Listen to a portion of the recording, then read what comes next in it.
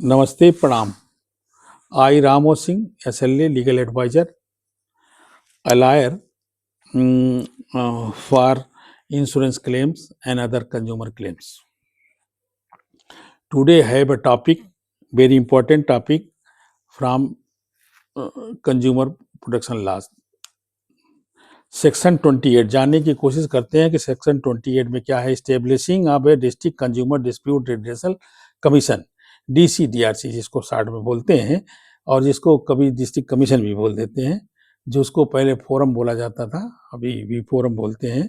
The state government shall by notification establish a district consumer dispute relation commission to be known as the district commission in each district. किसी हर state के हर district में किया जाएगा, लेकिन कहीं कहीं भी एक जिले में दो भी किया जा सकता है, बड़ा जिला है तो बनाया जा सकता है। Each district commission shall consist of president और 2 मेंबर होते हैं, जिसमें एक लेडीज एक जेंट्स मेंबर होते हैं, और कहीं पे इनको चेंज भी किया जा सकता है, गवर्नमेंट जैसा चाहेगी। Qualification government, central government decide करेगी।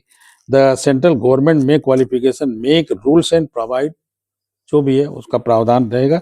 And salaries allowances state government देगी। सैलरीज अलाउंसेस स्टेट गवर्नमेंट देगी, क्योंकि सेंट्रल गवर्नमेंट उनके क्वालिफिकेशन और सब चीज़ें इसलिए करेगी क्योंकि ताकि पूरे इंडिया में एक जैसा क्वालिफिकेशन और चीज़ें रहें। और सैलरी इसलिए स्टेट गवर्नमेंट करेगी क्योंकि स्टेट गवर्नमेंट के लिए काम करेगा ये DCDRC उसके लिए काम करेगा। And the other terms and condition services of the president and members of the DC, ये स्टेट गवर्नमेंट करेगी। Transitional provisions, any person appointed as a president और as the case may be a member of the DC immediately before the commencement of this act shall hold office as such as president or as the case may be as member till the completion of his term for which he has been appointed। जिस term के लिए appoint किया गया, जैसे president को 5 साल के लिए किया गया है तो वो 65 ईयर्स पार करते ही उसको हटा दिया जाएगा। ऐसे ही मेंबर का है, उनका भी जितना जो टर्म्स है उस टर्म तक काम करेंगे। Vacancy in the office of the member of the DC, और अगर कहीं पे भी वैकेंसी होती, किसी दूसरे आदमी को चार्ज देना हुआ तो वो भी चार्ज दिया जा सकता है, किसी दूसरे जिले से चार्ज दिया जा सकता है, वहाँ के प्रेसिडेंट को दूसरे जगह के प्रेसिडेंट भी का भी चार्ज दिया जा सकता है। Any other district commission specified in that notification exercise the jurisdiction in respect of the district also, उस डिस्ट्रिक्ट के लिए भी काम करेगा। The president or the member of any other district commission specified in the notification to exercise the powers and discharge their duty, और duty अपनी discharge करेंगे वहाँ पे। President or member of the DC are also offices and employees of the DC, the state government shall provide, जो state government खर्चे उपाय, तनख्वाह भी देगी, ऑफिस भी देगी, ऑफिस भी बनाएगी, जो भी उसके खर्चे आएंगे वो देगी, क्योंकि वो स्टेट के लिए ही काम कर रहे हैं, सेंट्रल के लिए, इसलिए क्वालिफिकेशन दी गई है कि तो वो जो है ना एक यूनिवर्सल रूप से मान ली जाए।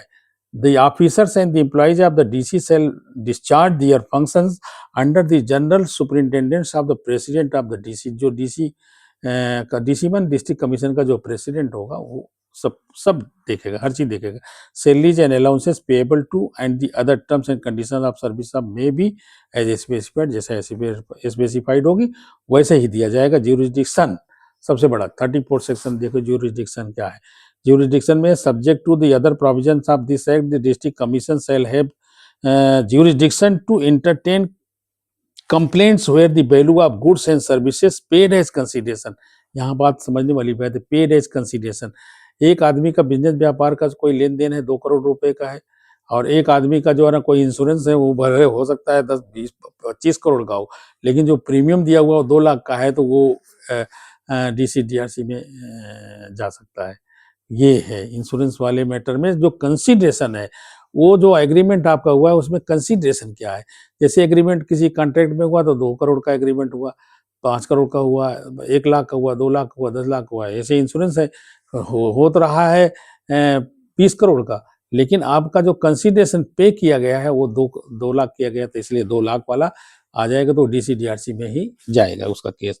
Complaint shall be initiated in DC within the local limits of whose jurisdiction. अगर कंप्लेंट करने वाला आदमी है वो वहीं रह रहा है तो उसके इलाके में, वो जहाँ रह रहा है उसके इलाके में, जहाँ वो बिजनेस कर रहा है उसके इलाके में, और जहाँ पे ऑकरेंस हुआ वहाँ उस इलाके में, और जितनी भी पार्टियां हैं किसी भी पार्टी के इलाके में, या सारी पार्टियों का जो एक ही जगह काम है तो वहाँ इलाके में कई पार्टियां बना दी जाती है ना, तो उनसे तो any of the opposite parties where there are more number of than one the time of institution of complaint actually the जो वॉलंटरली रहता है ना वो वहाँ रहता है तो उस पर वही किया जाएगा। जो भी अपोजिट पार्टी एक भी है, दो भी है, तीन भी है, उनमें से कोई भी कहीं पे भी रह रहा है ना वहाँ किया जा सकता है। और ऑकरेंस जहाँ पे हुआ है वो ज्यूरिसडिक्शन एरिया, जैसे मान लीजिए किसी मोटर व्हीकल का एक्सीडेंट हुआ है नोएडा में, तो नोएडा है उसका ज्यूरिसडिक्शन बन जाएगा। पार्टी दिल्ली में रह रही तो दिल्ली में इंश्योरेंस कंपनी तो वहाँ उसका ज्यूरिसडिक्शन बन जाएगा, नोएडा में भी उसका ज्यूरिसडिक्शन बन जाएगा, जहाँ भी डाल सकते हैं। The complainant resides or personally works for gain, जहाँ पे कंप्लेनेंट जो है ना वो रह रहा है और काम कर रहा है या उसका ऑफिस है वहाँ पे भी हो सकता है। The district commission shall ordinary function in the district headquarters and may perform its functions as such other place in the district as the state government में। स्टेट गवर्नमेंट में ऊपर डिपेंड करता है, ज़्यादातर दफ्तर डिस्ट्रिक्ट हेडक्वार्टर पे ही रहती हैं, जहाँ पे जिला न्यायालय होते हैं उसके आसपास में ही इनका दफ्तर बनाया जाता है। और अगर वो स्टेट गवर्नमेंट चाहती है और कहीं और बनाना तो और भी बना सकती है। Manner in which complaint shall be made, ये मेन चीज़ है 35 section. A complaint in relation to any goods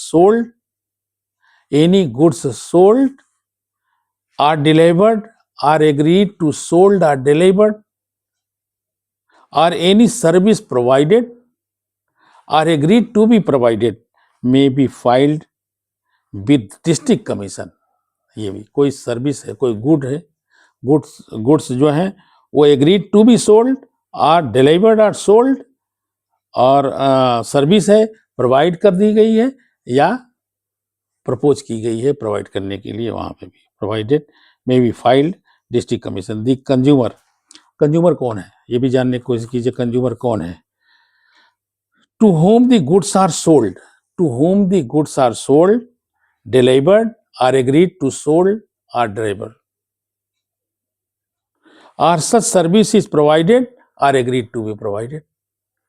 जिसको अच्छा who alleges unfair trade practices in respect of such goods or services, कोई आदमी किसी गुड्स और सर्विस में एलीज कर रहा है कि हाँ ये कमियां हैं, ये बुराई है, ये इन्फ्रिंजमेंट है, या इसकी वजह से हमारा ये क्लेम नहीं दिया, या इसकी वजह से ये सामान सही नहीं है और हम इसको नहीं लेंगे या रिप्लेस करेंगे या हमें कुछ जो भी है कंपनसेशन दिया जाए। उस एनी रिकॉग्नाइज्ड कंज्यूमर एसोसिएशन, कोई भी consumer association, recognised consumer association, whether the consumer to whom such goods are sold or delivered or agreed to be sold or delivered, services provided or to agreed to be provided, ये सब चीजें जो है ना, तो और या unfair trade practices की जो कोई कंप्लेंट दे रहे हैं इन respect of the such goods and services, वो गुड्स में उसमें भी वो जो है ना वो कंज्यूमर की श्रेणी में है।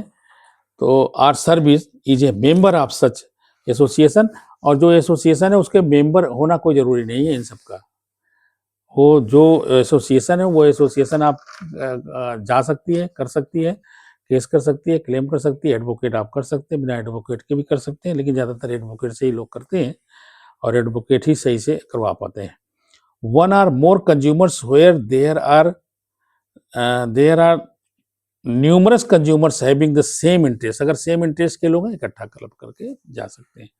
The central government, the central authority and the state government, as the case may be, provided that the complaint under the subsection may be filed electronically in such manner as may be prescribed। Electronically file किया जाता है आजकल, online करेंगे, hard copy भी लेते हैं, online करेंगे और वहाँ रजिस्टर हो जाएगा, नंबर आ जाएगा और हार्ड कॉपी भी आप दे दिए वहाँ चले जाएगा, कहीं पर नहीं मांगी जाती है, लेकिन मैक्सिमम में कंज्यूमर के केस में हार्ड कॉपी भी देना पड़ता है और ऑनलाइन भी करना पड़ता है। Explanation for the purpose of this section, recognise consumer association means any voluntary consumer association registered under any law for the time being in force, किसी भी लॉ में वो एसोसिएशन है अगर रजिस्टर्ड किया गया है तो वो जो है ना आपका अगर मुकदमा लड़ता है कंज्यूमर प्रोटेक्शन के लिए। कंज्यूमर कोई लोग बहुत तरह के संस्थाएं बना लेते हैं, उन NGO होती हैं वो लड़ती हैं every complaint filed under subsection 1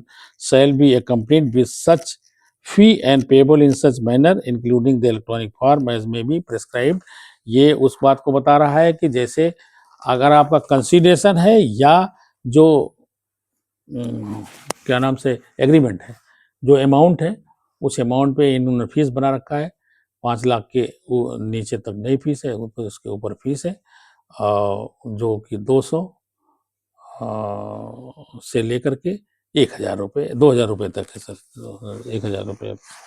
ये तो रहा हमारा जो है ना चैप्टर 4 कंज्यूमर एक्ट का 4 जो इन लोगों के लिए बहुत ज़रूरी है, जिसमें आप को सुविधा होती है किसी भी तरह के कंज्यूमर के केस के लिए, इंश्योरेंस के क्लेम के लिए या एलआईसी के क्लेम के लिए, कंज्यूमर से रिलेटेड किसी भी तरह के विवाद हैं, मैंने देखा इलेक्ट्रिसिटी के विवाद हैं या भी जो भी हैं, इंश्योरेंस के विवाद हैं, पॉलिसी के विवाद हैं, क्लेम के विवाद हैं, प्रोडक्ट के विवाद हैं, प्रोडक्ट की सर्विस के विवाद हैं और ऐसे ही इंश्योरेंस की सर्विसेज के विवाद हैं, ये सारे हैंडल होते हैं और जाते हैं और सब जनता को जानना ज़रूरी होता है। आशा है कि आप लोगों ने समझा होगा, जाना होगा, परखा होगा, जाना होगा, तो इसे लाइक करें, सब्सक्राइब करें, शेयर करें, आगे बढ़ाएँ। Thank you very much.